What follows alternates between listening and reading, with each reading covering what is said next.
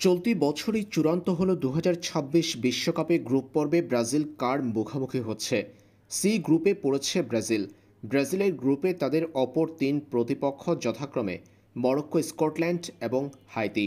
বিশ্বকাপের আগে ব্রাজিল ফিফার আর একটা উইন্ডো পাচ্ছে।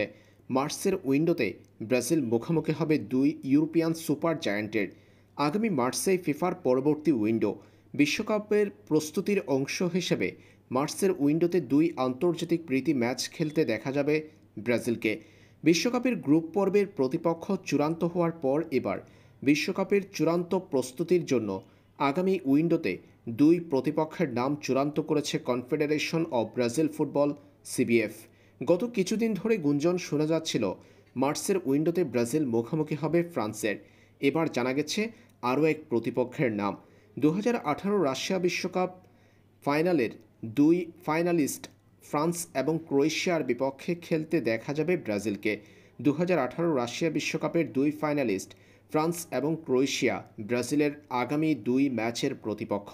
এই দুই ইউরোপিয়ান জায়ান্টের বিপক্ষে মার্চের উইন্ডোতে বিশ্বকাপের প্রস্তুতি ম্যাচ খেলতে দেখা যাবে ব্রাজিলকে। এই দুই আন্তর্জাতিক প্রীতি ম্যাচকে ব্রাজিল বিশ্বকাপের প্রস্তুতির জন্য সেরা মঞ্চ হিসেবে পাচ্ছে।